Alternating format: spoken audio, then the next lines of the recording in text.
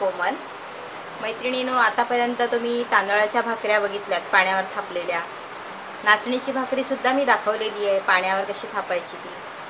आज आपण बनवणार आहोत पंचरस भाकरी, म्हणजे 5 प्रकारची पिठं एकत्र करून त्याची आपण भाकरी बनवणार आहोत, एकदम पौष्टिक अशी. ही पंचरस भाकरी म्हणजे मीच त्याला नाव दिलेलं आहे पंचरस भाकरी, कारण की 5 प्रकारची पिठं वापरणार आहे.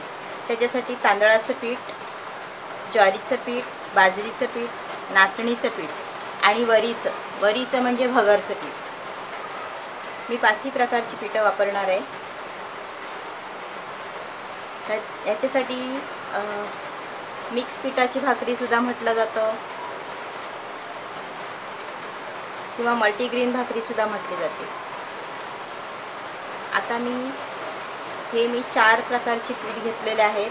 हे सारख्याच प्रमाणात घेतले आहेत, ह्याच वाटीच्या मापाने घेतलेले आहेत आणि ह्याच वाटीच्या मापाने आपण पाणीसुद्धा घेणार आहोत. म्हणून मी आता काय केलं आहे, अगोदर मी पाणी गरम करायला ठेवतो. मी गॅस ऑन केलेला आहे आणि त्याच्यावरती टोप ठेवलेला आहे. त्या टोपामध्ये मी अगोदर 5 वाटी पाणी घेते आहे, कारण की आपल्याला 5 प्रकारचं पीठ वापरायचं आहे.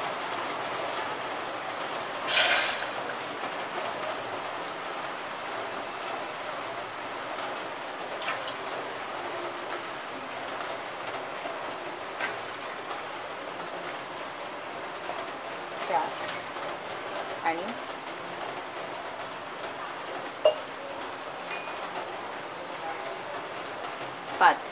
5 वाटी पाणी घेतलेलं आहे. त्याच्यामध्ये आपण 5 वाटी पीठ टाकणार आहोत. जेवढा पाण्याचं प्रमाण असेल तेवढाच पिठाचं प्रमाण ठेवायचं आहे. कोणतीही भाकरी बनवायची असेल तर पाण्याचं प्रमाण जेवढं असेल तेवढंच पिठाचं प्रमाण ठेवायचं आहे. जर पाण्यावर थापायच्या भाकऱ्या बनवणार असलात तर हा प्रमाण अतिशय महत्त्वाचं आहे. ह्याच्यामध्ये जर पीठ जास्त झालं तर पीठ कच्चं राहण्याची शक्यता आहे किंवा पाणी जास्त झालं तर पिठाच्या ह्या भाकऱ्या वळणार नाहीत. म्हणून दोन्ही पण प्रकार पाणी आणि पीठ सारखे प्रमाणात घ्यायचे. पाण्याला चांगली उकळी आलेली आहे. आपण त्याच्यामध्ये किंचित मीठ टाकणार आहोत. मीठ नाही टाकलं तरी चालेल, ज्याला हवं असेल त्यांनी टाकू शकता. आता त्याच्यामध्ये आपण तांदळाचं पीठ टाकणार आहोत. त्याच्यासाठी मी जरा स्टोव बारीक करते, कारण की पीठ टाकताना हातावरती वाफ येण्याची शक्यता असते.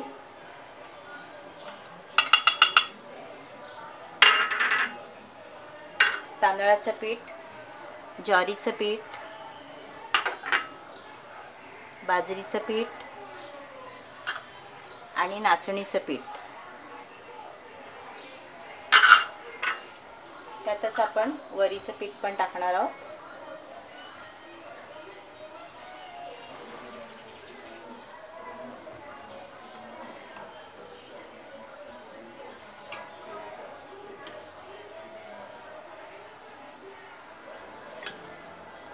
हे मी वरीचं पीठ घेतलेलं आहे, जी इथे बरणी घेतलेली आहे तुम्हाला दाखवलेली. वरीचं 5 प्रकारची पिठं आपण वापरलेली आहेत. ही आता छान मिक्स करून घ्यायची. मी प्रत्येक भाकरीचं पीठ तुम्हाला दाखवलेलं आहे कसं घ्यायचं ते. जेवढं प्रमाण पाण्याचं घेणार तेवढंच प्रमाण आपण पिठाचं सुद्धा घ्यायचं. ह्याच्यामध्ये तुम्ही क्वांटिटी कमी पण करू शकता.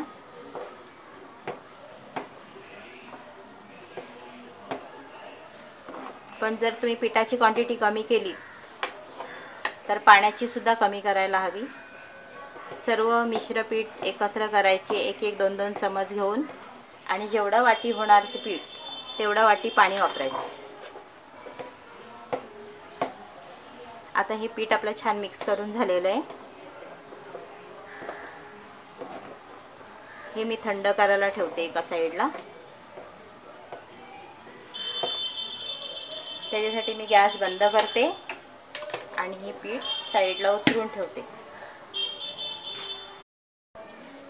पीठ आपलं गरम आहे, पण ह्या टोपामध्ये भरपूर पीठ असल्यामुळे मी ते काढून घेते अर्ध पीठ. आपण हे पीठ झाकलेलं नव्हतं. आता मी त्याच्या मागचं कारण सांगते. कारण की हा पीठ ना ॲक्च्युली झाकलं नाही ना तर अशा प्रकारे गुठल्या तयार होऊन पीठ कच्चं राहण्याची शक्यता असते. बरोबर. आता हे गरम गरम आहे तोपर्यंतच त्याच्यावरती मी झाकण ठेवते. म्हणजे तेही पीठ जे सुकं पीठ आहे किंवा ज्या गुठल्या झालेल्या आहेत तेही पीठ वाफून निघतो.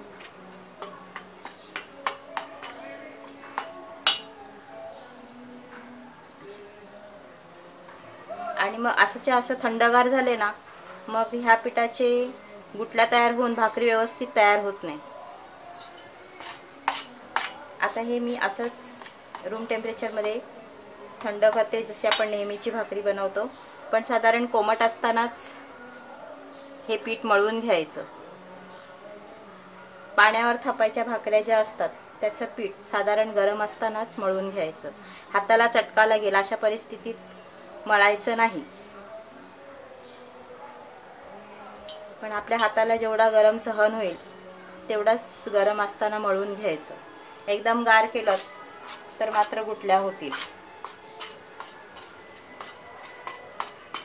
आता मी हे 5 ते 7 मिनिटं थंड करायला ठेवते असेच. आपलं पीठ साधारण थंड झालेलं आहे. आपण हे आता मळून घेऊया. मी इथे साधं पाणी घेतलेलं आहे.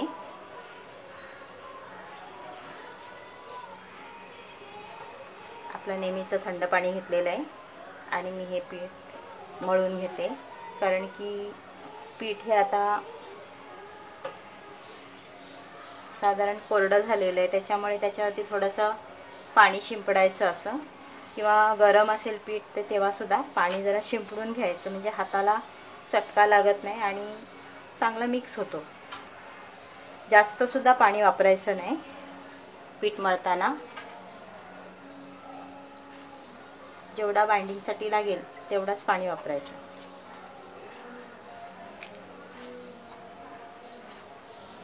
अशा प्रकारे आपण हा पूर्ण पीठ मळून घेतो. अशा पद्धतीने आपण पीठ मळून घेतलेलं आहे. आता हे पीठ मळलेलं असंच ठेवायचं नाही आहे, लगेचच भाकरी करायला घ्यायची आहे.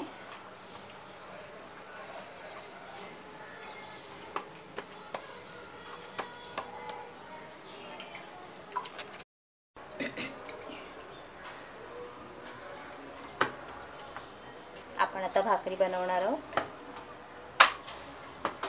भाकरी बनवण्यासाठी जेव्हा तुम्ही पीठ घेता ते तुम्ही नेहमी जसं घेता त्याच पद्धतीने घ्यायचं.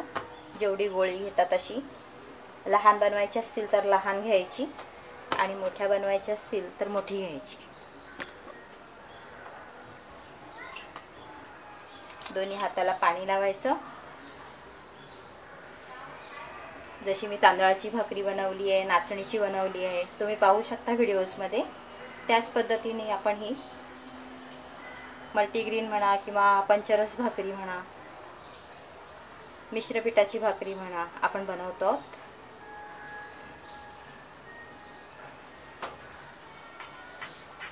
असं परातीला थोडंसं पाणी लावायचं. पाणी अगदीच ओतून नाही घ्यायचं असं भरभरून, फक्त हाताला लावायचं आणि ते असं फिरवायचं. त्याच्यावरती भाकरीचं पीठ ठेवून असं हे थापून घ्यायचं.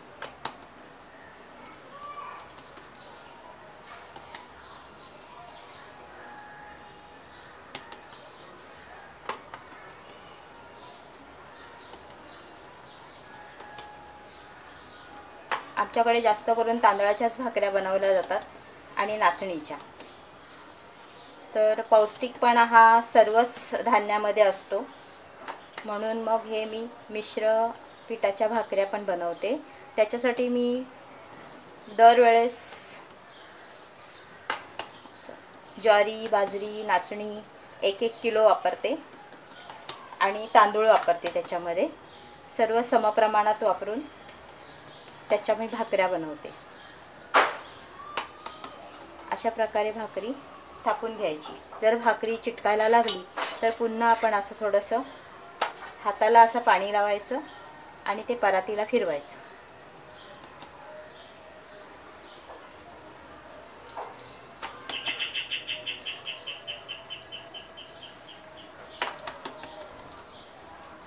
प्रकारे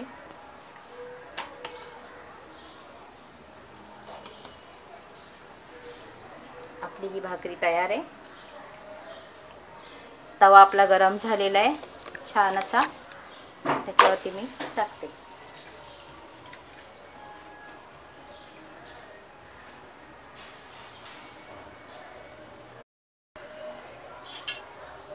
आपली भाकरी शिजली की नाहीये ते वरून कळतं असं. आता हे आपण उलटू शकतो. अशा प्रकारे आपली ही पंचरस भाकरी एका बाजूने ब्राऊन झालेली आहे. आता आपण दुसऱ्या बाजूने पण करून तुम्हाला भाकरी दाखवते. मग अशी भाकरी तव्यात टाकली आणि कुरिअरवाला आला, त्याच्यामुळे भाकरी पूर्णच बनवून घेतली. आता ही भाकरी बघा, अशा प्रकारे आपण जशी तांदळाची आणि नाचणीची भाकरी बनवली त्याच पद्धतीने आपण ह्या भाकऱ्या बनवतो.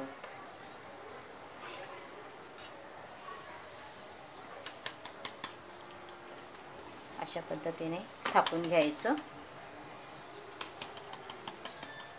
मी मगाशी सुद्धा तुम्हाला दाखवली आहे भाकरी कशी बनवायची ती, आणि आता सुद्धा दाखवते.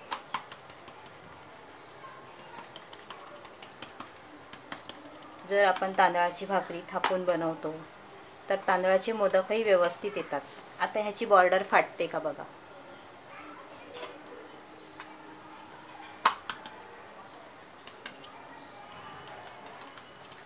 नाचणीच्या भाकऱ्या बनवतो. आता तुम्ही जशी मी तांदळाच्या भाकऱ्या बनवल्यात, नाचणीच्या भाकऱ्या बनवून दाखवलेल्या आहेत, त्याच पद्धतीने तुम्ही ज्वारीच्या आणि बाजरीच्या भाकऱ्यासुद्धा बनवू शकता. त्यातच मी ही सर्व मिश्र पिठाची भाकरीसुद्धा दाखवलेली आहे तुम्हाला.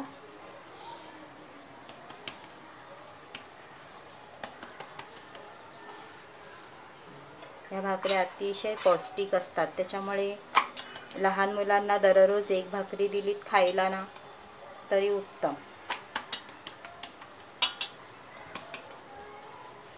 आता ही आपली भाकरी तयार झालेली आहे आणि ही मी आता तव्यामध्ये टाकते.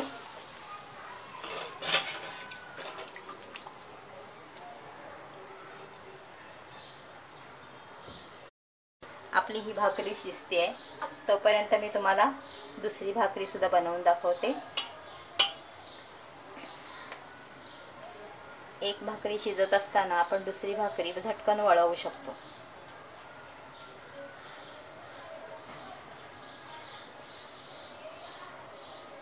आता ही भाकरी अशी पूर्ण सुकलेली आहे, म्हणजे एका बाजूने ती शिजलेली आहे.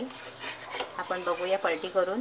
ह्याच्यामध्ये आपण वरीचं पीठ सुद्धा वापरलेलं आहे, त्याच्यामुळे ही भाकरी इतर भाकऱ्यांपेक्षा जरा वेगळीच होणार. कशी ती बघा त्याच्यामध्ये.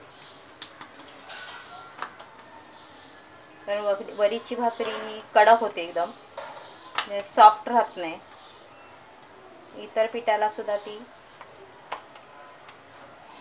कडक बनवते, आणि वरीच्या भाकरी ही सिंगल बनवायला गेलात तर ती होत नाही व्यवस्थित. त्याच्यामध्ये तांदळाचं पीठ किंवा ज्वारीचं पीठ मिक्स केलात तर छान होते. अशी होते. त्याच्यामध्ये वरीचं तांदूळ घातले, वरीच्या तांदळाचं पीठ घातलेलं आहे ना, त्याच्यामुळे ही भाकरी अशी होते.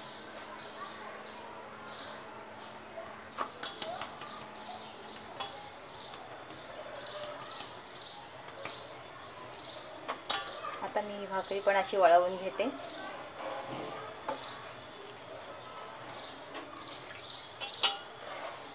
पाणी लावायचं आणि वळवून घ्यायची.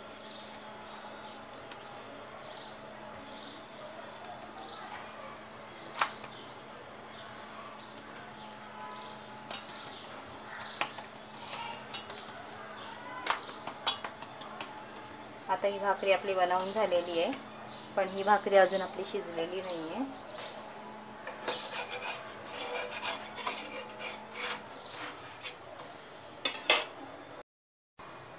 ही बघा, पलटी केल्यानंतर ही भाकरी अशी दिसते. पूर्ण लाईनी लाईनी गेलेल्या, त्याच्यामुळे ही भाकरी फुलत नाही म्हणजे वरीच्या पिठामुळे फुलत नाही. बाकी तुम्ही 4 पिठं वापरली तर छान भाकऱ्या तयार होतात. वरीचं पीठ वापरलं तर ती व्यवस्थित फुलत नाही. आणि हे सर्व आपलं काळं असेल तर ते सर्व काढून टाकायचं, नाहीतर मग हे दुसऱ्या भाकरीला लागण्याची शक्यता असते.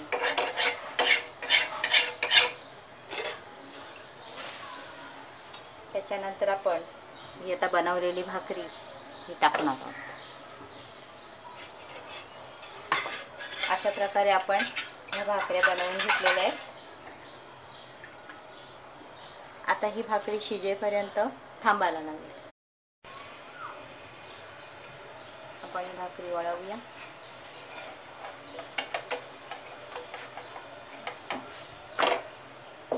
अशा प्रकारे आपली ही भाकरी आता दुसऱ्या बाजूने सुद्धा आपण छान भाजून घेऊया.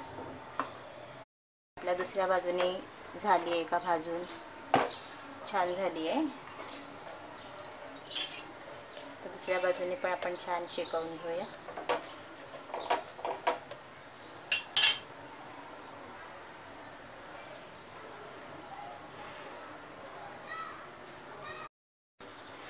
आपल्या भाकऱ्या तयार आहेत. मी आता गॅस बंद करते.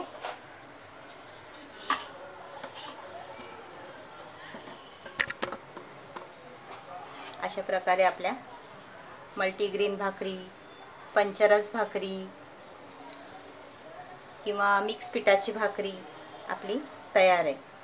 ह्या भाकऱ्या आपण जेवणामध्ये खाऊ शकतो किंवा सकाळच्या नाश्त्यामध्ये सुद्धा खाऊ शकतो. मैत्रिणींनो, ह्या भाकऱ्या ओल्या मिरचीचा म्हणजेच हिरव्या मिरचीचा खरडा किंवा बेसनचा झुणका त्याच्याबरोबर अतिशय छान लागतो. त्याच्यामुळे तुम्हीही बनवा, खा आणि नक्की कळवा. तुम्हाला जर ह्या भाकऱ्यांची रेसिपी आवडली असतील तर तुम्ही ह्या रेसिपी खाली लाईक करा. आणि तुमच्या जर आणखीन काही ह्या भाकरीबद्दल समस्या असतील तर कमेंट्स बॉक्समध्ये नक्की कळवा. धन्यवाद.